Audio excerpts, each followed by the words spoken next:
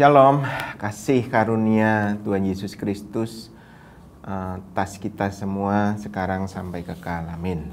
Saudara, hari ini kita akan membahas tentang beberapa jenis doa yang ada di dalam Alkitab. Nah, pertama, pengelompokan doa ini bukannya baku dan juga tidak saya katakan lengkap. Tapi ini akan memudahkan saudara dan saya agar memahami tujuan-tujuan dari doa, apa yang kita sampaikan pada Tuhan. Nah, ini penting. Hamba Tuhan Kenneth Hagin, seorang pengajar Alkitab, beliau menekankan pentingnya doa. Tapi juga dia menekankan pada jemaat bahwa penting juga bagi seorang Kristen bisa memahami jenis doa yang sedang dia naikkan. Nah ini, karena doa itu rupanya bisa terganggu, bahkan ketika orang percaya itu rancu di dalam pikirannya dengan pemahaman yang keliru tentang doa. Kecampur dengan pengajaran yang dia tidak pahami, kemudian dia rancu di dalam pikirannya dan itu mengganggu doanya, seperti itu. Nah, kalau sudah rancu, maka saat berdoa, orang bisa berdoa dengan bimbang. Nah ini tidak betul, saudara. Ini tidak boleh terjadi. Berdoa, masuk dalam doa harus dengan keyakinan bahwa Tuhan berkenan dan Tuhan menjawab doa. Tidak boleh bimbang. Ini yang Tuhan tekankan di dalam doa orang percaya. Nah, sekarang mari kita masuk ke dalam slide yang sudah disediakan. Oke, saudara. Sekali lagi, pengelompokan ini bukannya baku, tapi akan memudahkan kita saja untuk memahami tujuan-tujuan dari doa sesuai nasihat dari Bapak Kenneth Hagin, ya. Nah, saudara, berdasarkan kategori, paling tidak kita bisa mendapati 5 jenis doa yang ada di dalam Alkitab, ya. Yaitu yang pertama ada doa permintaan, kalau kita datang meminta sesuatu pada Tuhan. Nah, yang kedua ada doa syafaat. Nanti kita masuk penjelasan masing-masing. Yang ketiga ada doa ucapan syukur. Keempat ada doa penundukan diri atau penyerahan diri. Dan 5 ada doa di dalam roh. Nah, nanti juga kita akan bahas apa yang Tuhan inginkan saat kita berdoa. Oke, nah sekarang masuk yang pertama, doa permintaan. Ya, nah di sini Tuhan Yesus menekankan pada kita pada saat kita meminta apapun juga kita percaya pasti menerimanya dan kita tidak boleh ragu-ragu. Ini perintah Tuhan. Nah di dalam doa permintaan ini ada beberapa hal. Yang pertama adalah kita harus masuk dalam percaya dan menerima. Itu ada di Matius 21-22. Saudara bisa capture saja kalau memerlukan.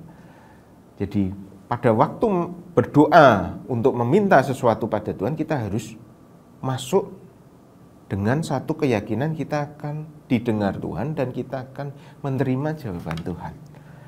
Oke. Nah, di dalam doa permintaan ini ada juga doa menyerahkan kekhawatiran. Tuhan, saya minta supaya kekhawatiran saya diangkat. Misalnya itu di Filipi 4 ayat 6. Kemudian ada doa nubuat, ya.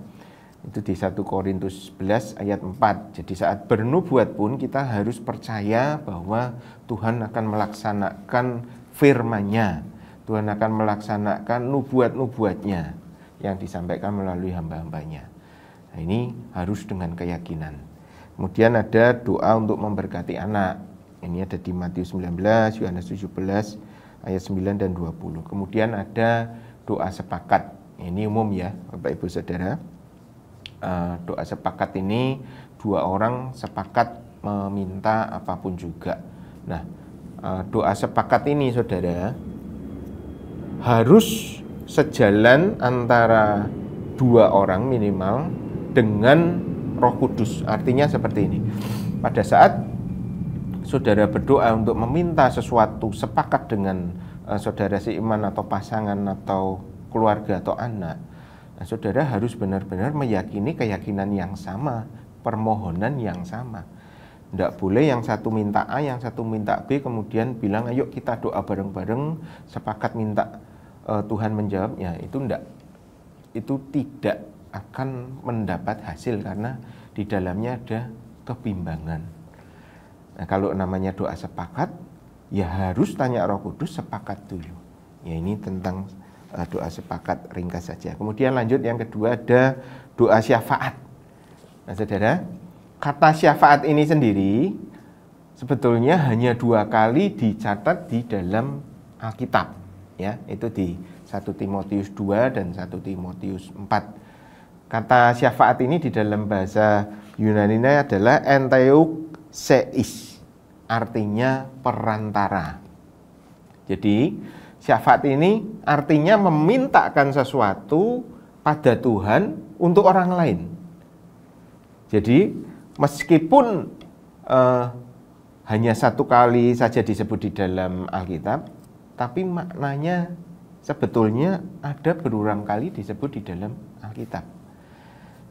Seperti itu, saudara. Jadi sepanjang Alkitab kita, kalau Bapak Ibu Saudara baca dari Kejadian sampai Wahyu, kita akan melihat bahwa Tuhan selalu mengajarkan hamba-hambanya untuk bersyafaat. Nah, apa saja yang ada di dalam doa syafaat ini?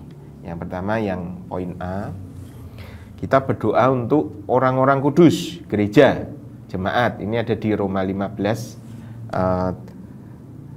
2 Korintus 1, 2 Korintus 9, ya saudara bisa capture saja. Berdoa untuk gereja harus jadi panggilan orang percaya. Berdoa untuk jemaat harus jadi panggilan kita semua. Kemudian ada apa lagi di dalam syafaat?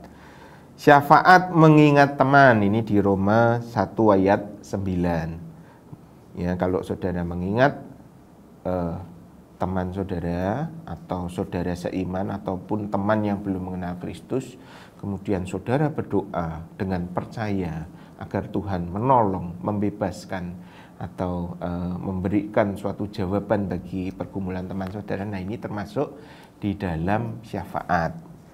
Kemudian ada lagi doa bagi pembenci. Nah, ini pun termasuk syafaat. Itu di Matius 5, di Matius 5:44, Lukas 6:28. Nah, saudara, perintah Tuhan itu ya jelas ya. Jangan ada kebencian di hati kita, termasuk kalau kita berhadapan dengan orang-orang yang membenci kita. Tapi yang diinginkan Tuhan apa? Berdoalah bagi mereka. Berdoalah bagi orang-orang yang memusuhimu. Nah, ini termasuk syafaat. Karena ketetapan Tuhan akan terjadi lewat doa-doa kita. Tuhan akan memberkati orang-orang yang memusuhi kita, akan menolong orang-orang yang memusuhi kita untuk akhirnya berjumpa dengan Tuhan. Entah dalam keadaan sebagai musuh Tuhan atau sebagai anak Tuhan. Tapi bagian saudara dan saya, kalau saudara mengalami permusuhan, dibenci, yang pertama saudara harus mengampuni dan berdoa bagi orang yang membenci kita. Tentu saja ini terkait dengan perilaku kita. Kalau memang kita salah dan jadi dibenci, ya saudara minta maaf. Tapi kalau tanpa alasan dibenci, ya sudah didoakan saja. Ya. Kemudian berdoa bagi orang-orang supaya diselamatkan dan menerima Tuhan Yesus. Ini termasuk di dalam syafaat. Mungkin ada tetangga, mungkin ada keluarga yang belum mengenal Tuhan. Nah, Tuhan akan berkarya melalui doa-doa kita agar kesempatan dan hati nurani mereka terbuka untuk menerima Yesus sebagai juru selamat. Oke. Kemudian ada syafaat apa lagi? Yaitu syafaat agar jemaat bebas dari dosa. Ini misal di 2 Korintus 13. Ya. Ya, kalau doa siang di dalam doa full timer, di sana juga dinaikkan doa syafaat bagi jemaat agar jemaat tidak jatuh bangun di dalam pergumulan dosa. Itu yang dikerjakan salah satu di dalam syafaat. Kemudian ada doa untuk pertumbuhan rohani jemaat. Nah, ini penting sekali. Yang menabur firman bisa siapa saja, yang merawat, mengembalakan, menyiram bisa siapa saja. Tetapi yang memberikan pertumbuhan adalah Tuhan. Nah, proses menyiram ini bisa melalui pendampingan, pengembalaan, tapi juga bisa melalui syafaat. Nah, ini penting. Saat saudara berdoa untuk pertumbuhan rohani seseorang, artinya saudara terlibat di dalam rencana Tuhan untuk masuk di dalam bagian tanggung jawab pertumbuhan rohani orang yang kita bawa dalam syafaat. Menyenangkan ya saudara, Tuhan itu luar biasa. Lanjut, ada syafaat pendamaian hubungan keluarga, misalnya ini di 1 Korintus 7:5. Nah, kalau keluarga, saudara, kerabat ada konflik, itu bisa dibawa di dalam syafaat. Nah, Tuhan pasti berkarya kalau ada orang yang berdoa. Amin. Itu yang A. Nah, sekarang masuk syafaat yang B, karena ini agak berbeda sedikit. Ini adalah syafaat peperangan. Nah, saudara, apa aja yang ada di dalam syafaat peperangan?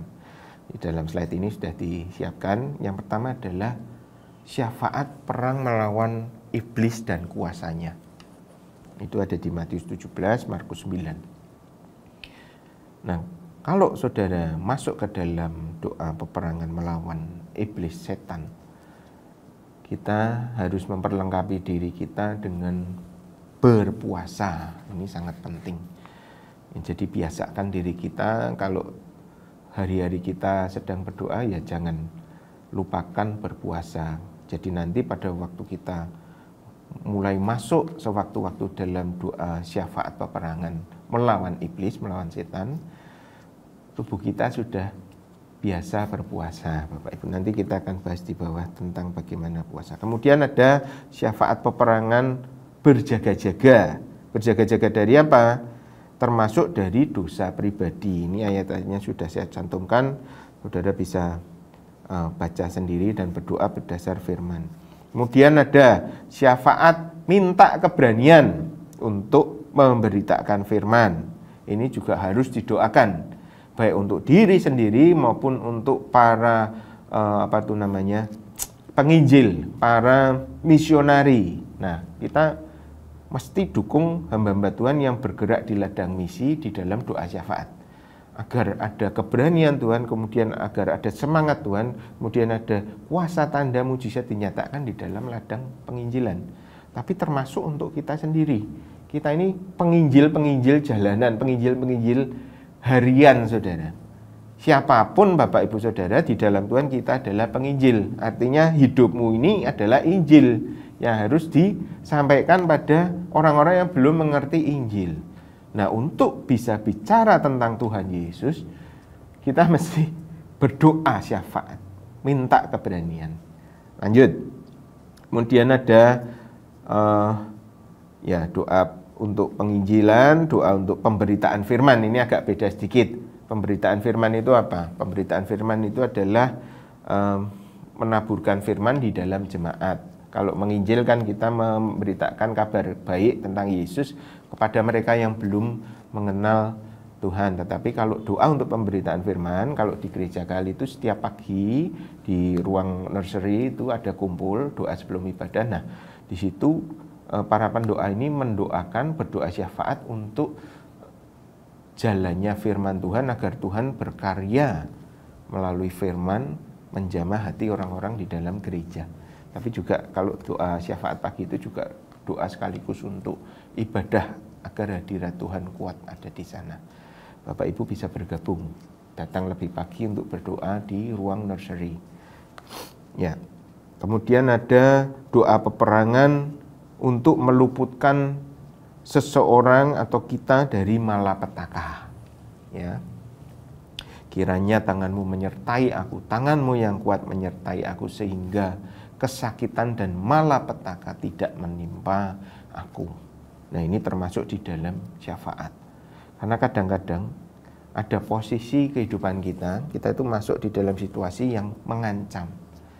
Baik itu secara jiwani, bahkan juga kadang secara jasmani mengancam. Malapetaka itu didesain oleh iblis untuk meruntuhkan iman orang percaya. Nah, pentingnya doa syafaat peperangan supaya kita terluput dari malapetaka adalah agar Tuhan memerintahkan malaikatnya bekerja, memagari, memberikan perlindungan yang ajaib pada hidup kita atau hidup orang yang kita doakan.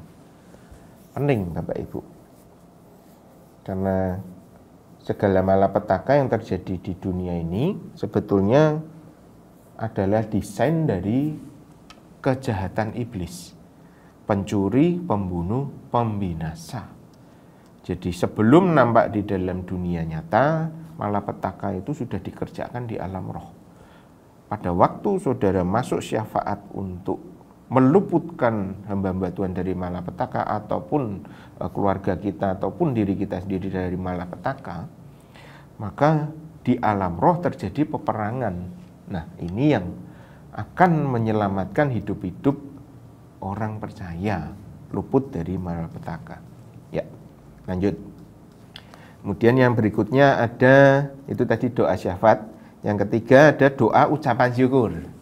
Nah saudara, ini ada di Kolose 1 ayat 3. Saat menaikkan doa, kita sertai dengan ucapan syukur. Tetapi ada yang namanya doa khusus, yaitu doa bersyukur. Nah, ini juga menyenangkan hati Tuhan. Mengkhususkan diri hari untuk berdoa, doanya adalah doa ucapan syukur. Nah, ini boleh kita sambil bermazmur, ngambil mazmur, ngambil ayat-ayat firman Tuhan, dan kita menyanyikan nyanyian syukur di dalam doa kita. Nah, ini menyenangkan hati Tuhan. Doa, ada ragam doa syukur yang akan kita cek di sini. Nah, pertama, berdoa bersyukur agar tekun dan sabar di dalam pengharapan. Ini di Roma 12. Jadi kalau saudara ingin memiliki kesabaran di dalam pengharapan, yang dinaikkan adalah doa ucapan syukur. Nah, ini memang kebenarannya seperti itu. Kemudian berdoa dengan rasa sukacita, Filipi 1:4. Karena apa? Karena setiap kali saudara berdoa, Tuhan mengatakan bahwa percayalah bahwa kamu menerimanya. Nah, karena kita sudah menerima di dalam janji, maka kita bersyukur, tapi juga di dalam sukacita. Kalau saudara bersukacita dalam doa ucapan syukur, Tuhan pun bersukacita. Karena itu janji Tuhan. Lanjut, ada doa bersyukur untuk jemaat. Ya, ini di 1 Tesalonika 1. Kemudian ada doa bersyukur untuk pengudusan makanan. Waktu kita makan, mengucap syukur pada Tuhan atas makanan yang Tuhan berikan untuk hari ini. Lanjut, ada yang keempat adalah doa menerima kehendak Allah. Nah, ini doa penundukan diri, doa penyerahan diri. Yang keempat ini. Nah, saudara, di dalam doa ini, pada saat kita datang pada Tuhan untuk menyerahkan diri kita, keputusan kita, kehendak kita, tunduk kepada ketetapan Allah, itu saudara harus datang dengan yakin. Misalnya seperti Tuhan Yesus pada waktu doa di Getsemani, menyerahkan cawan. Dia tunduk pada kehendak Bapa untuk karya penebusan. Kemudian ada Paulus berdoa 3 kali. Kemudian dia tunduk kepada ketetapan Tuhan bahwa duri di dalam daging Paulus itu akan mengiringi dia seumur hidupnya dan akan menjadi kebaikan di dalam penderitaan. Nah, Rasul Paulus berdoa 3 kali karena Tuhan menjawab pada kali ketiga. Nah, kadang-kadang saudara, di dalam hidup kita mesti menyerahkan apa yang Tuhan nyatakan bahwa oh, kamu harus hidup dengan seperti ini. Nah, itu namanya doa penundukan diri, doa penyerahan. Nah, misalkan dalam menerima panggilan Tuhan, kemudian dalam jodoh, menentukan jodoh, sudah berdoa, oh Tuhan biar si A ini jadi jodoh saya, Tuhan bilang bukan. Nah, sudah kita menyerahkan itu kepada Tuhan, dan dengan yakin dan percaya bahwa Tuhan akan menunjukkan jawaban. Nah, ini harus datang juga dengan suatu keyakinan untuk menyerahkan entah itu panggilan saudara, entah itu keputusan saudara, entah itu diri saudara sepenuhnya. Oke. Nah, di dalam doa penundaan diri ini ada doa penundukan diri pada kedaulatan Tuhan. Itu contoh ayat-ayatnya. Kemudian ada doa penyerahan seperti Rasul Paulus. Kemudian ada doa minta petunjuk dan tuntunan Tuhan. Ini penting, saudara. Pada saat saudara masuk ke dalam doa penyerahan diri, harus minta petunjuk dan tuntunan Tuhan agar Tuhan dengan jelas menuntun kita. Kalau Tuhan bilang jangan ke kiri tapi ke kanan, tapi saudara salah melangkah ke kiri, nah nanti ada PR lagi, ada pergumulan lagi di depan. Tapi kalau saudara sudah masuk dulu, minta petunjuk pada Tuhan, kemudian berdoa, Tuhan nyatakan jalan mana yang harus saya ambil, misalkan dalam keputusan bisnis atau apa, dan Tuhan nyatakan, dia menjawab, karena saudara yakin dan berdoa, kemudian Tuhan menjawab, lakukan A atau lakukan B, ya sudah nurut, jangan ditawar lagi. Nah, ini pentingnya doa penundukan diri. Pada waktu menyerahkan percaya, pada waktu Tuhan jawab pun kita percaya. Amin. Yang terakhir, ada doa di dalam roh. Nah, ini penting. Doa di dalam roh ini adalah doa saat kita dalam kelemahan dan ketidaktahuan. Itu di Roma 8 ada ayatnya. Kemudian ada doa di dalam roh untuk mengerti arti perkataan roh atau arti bahasa roh. Bisa didoakan.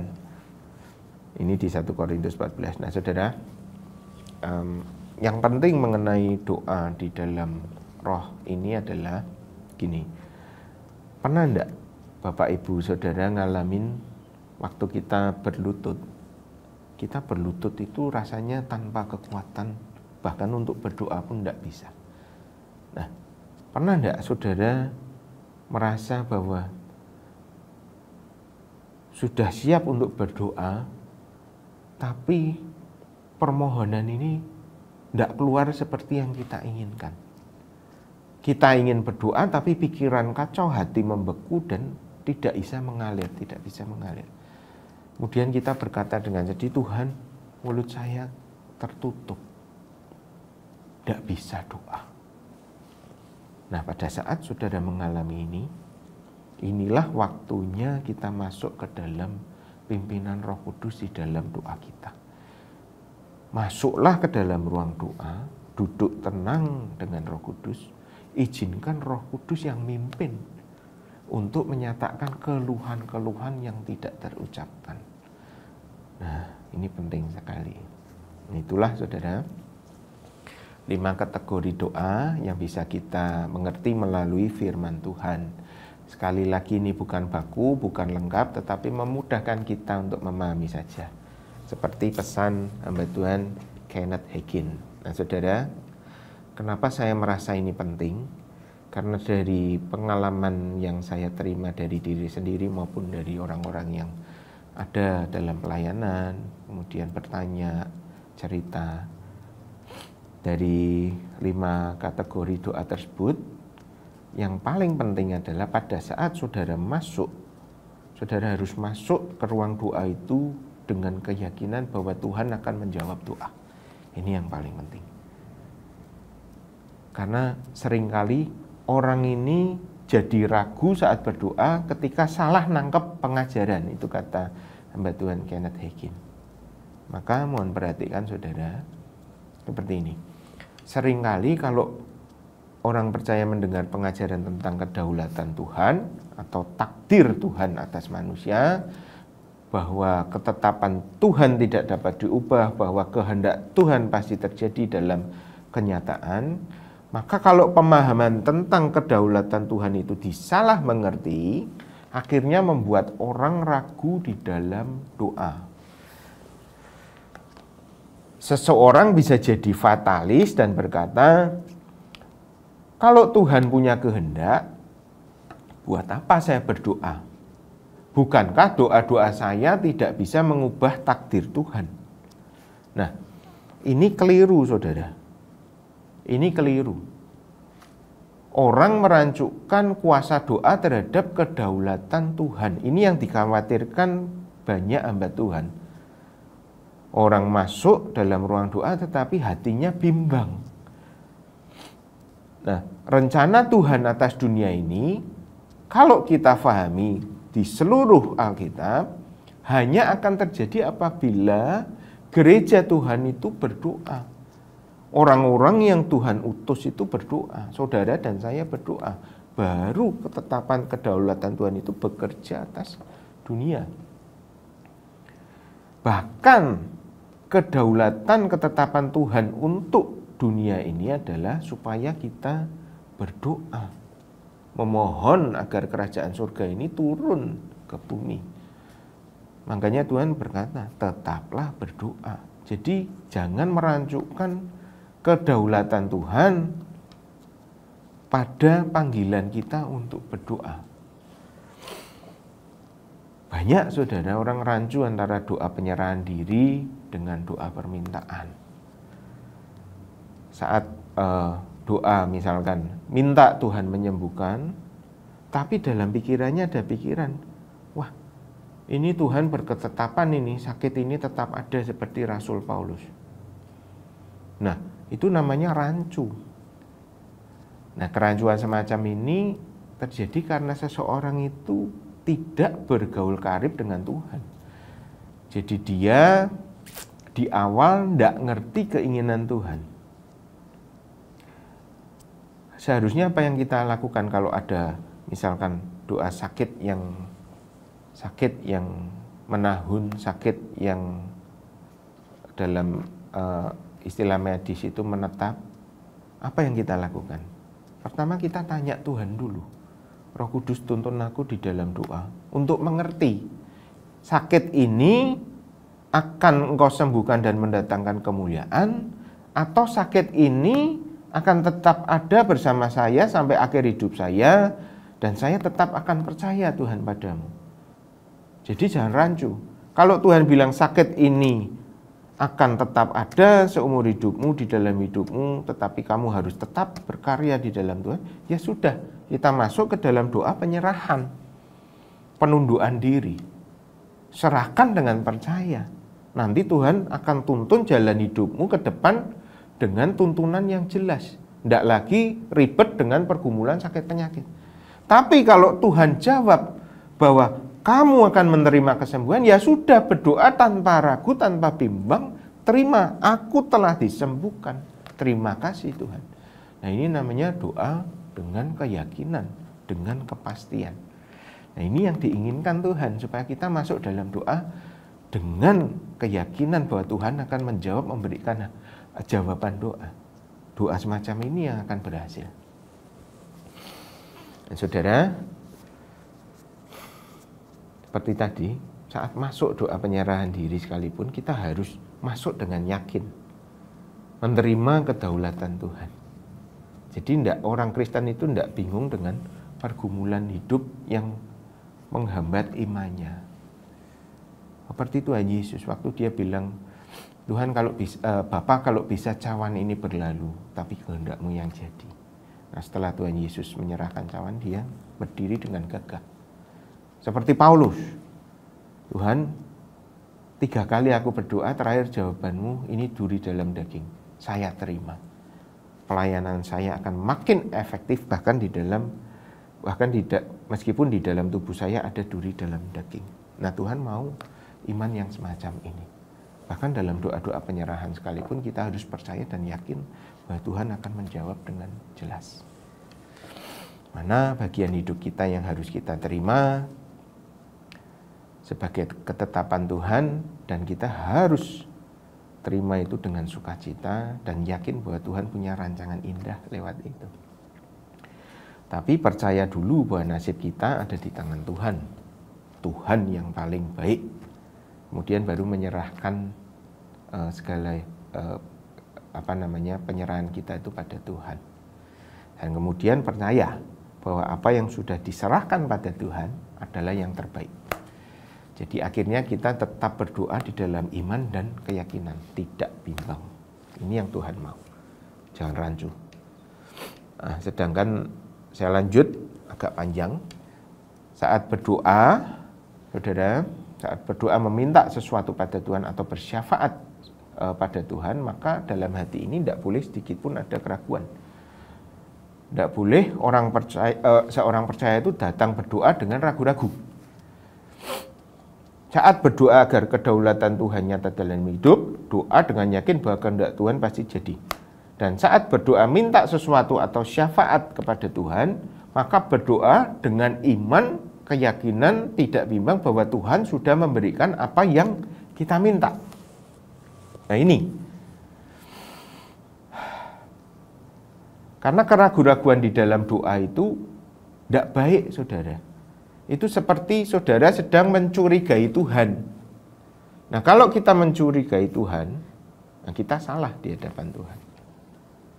Jadi, dalam semua doa, kita harus percaya bahwa kita sudah menerima sesuatu dari Tuhan. Makanya kalau kita menerima sesuatu dari Tuhan, kita mengucap syukur. Saya bacakan 1 Yohanes 5, 14, 15. Dan inilah keberanian percaya kita kepadanya, yaitu bahwa Ia mengabulkan doa kita.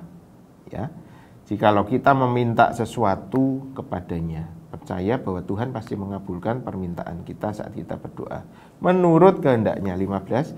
Dan jikalau kita tahu bahwa Ia mengabulkan apa saja yang kita minta, maka kita juga tahu bahwa kita telah memperoleh segala sesuatu yang kita minta kepadanya.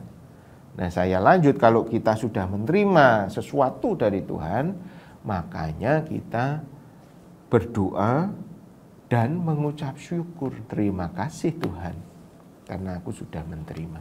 Nah, inilah iman, berdoa tanpa kebimbangan. Nah, doa semacam ini akan memindahkan gunung.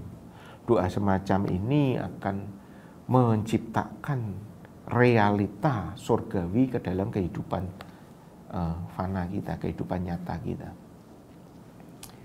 Amin, saudara. Nah, ini namanya doa dengan penuh keyakinan. Masih ada. Nah, ini singkat saja, yaitu slide berikutnya adalah cara berdoa. Saya akan bacakan saja. Kalau saudara masuk untuk berdoa, saudara harus masuk dengan iman dan percaya bahwa Tuhan pasti memberikan jawaban. Ya. Kemudian masuk dalam doa dengan ucapan syukur dan dengan sukacita. Kemudian cara berdoa berikutnya adalah dengan tidak jemu-jemu. Jangan berdoa sekali, 2 kali kemudian berhenti. Tidak betul itu. Tapi selalu percaya pada Tuhan dan masuk dalam ruang doa dengan semangat. Kemudian dengan pengampunan. Jadi tidak boleh masuk ruang doa tetapi hatinya punya dengki atau kebencian atau pertengkaran dengan orang lain. Jadi sebelum berdoa, saudara mesti mengampuni. Nah, ini penting sekali. Kemudian dengan sembunyi diri. Maksudnya apa? Maksudnya jangan munafik. Jangan pamer rohani. Jangan berdoa supaya dipandang terhormat di dalam gereja atau di dalam persekutuan. Nah, ini menjijikkan di hadapan Tuhan. Tetapi masuklah ke secret chamber, ruang doa pribadi. Ini secret chamber ini maknanya bisa masuk, betul-betul kita masuk ke dalam ruang doa yang tertutup, atau makna motivasi, ya, sembunyi di balik salib Tuhan. Kemudian ada doa dengan jangan basa-basi, Matius 6 ayat 7. Kalau sama Tuhan langsung saja, tidak perlu ada kata pengantar, kemudian pendahuluan, tidak perlu. Langsung, jangan basa-basi sama Tuhan. Kemudian dengan motivasi yang lurus. dengan tujuan yang untuk memuliakan nama Tuhan. Makanya saya sering tanya, kenapa orang kok tidak mau berdoa untuk kebutuhannya, untuk keinginannya? Saya sering tanya gini sama orang-orang, Bapak Ibu Saudara punya keinginan enggak? Nah, kalau sudah ditanya gitu jawabnya kan pasti punya. Nah, sekarang ditanya lagi, keinginan Bapak Ibu Saudara itu kira-kira kalau itu dijawab Tuhan dan terjadi, kira-kira keinginannya itu cemar atau kudus? Nah, rata-rata orang bilang kudus. Tanya lagi, nah kalau keinginannya kudus, kira-kira itu memuliakan nama Tuhan enggak? Kira-kira itu mendatangkan kerajaan surga di bumi enggak? Iya. Nah, tapi kenapa tidak mau berdoa? Padahal motivasi hatimu lurus. Tidak mau minta sama Tuhan, padahal motivasi hati saudara lurus. Nah, ini hambatan orang percaya. Tuhan menyediakan janjinya, sumpahnya bahwa siapapun yang berdoa dia pasti menerima. Nah, maka saya mendorong Bapak Ibu mulailah masuk di dalam doa, di dalam pergumulan doa. Mulailah mempercayakan segala sesuatu dalam hidupmu kepada Tuhan di dalam doa. Amin. Nah, itu singkatnya tentang ragam doa di dalam Alkitab. Kiranya bisa menolong kita. Tuhan Yesus memberkati. Shalom.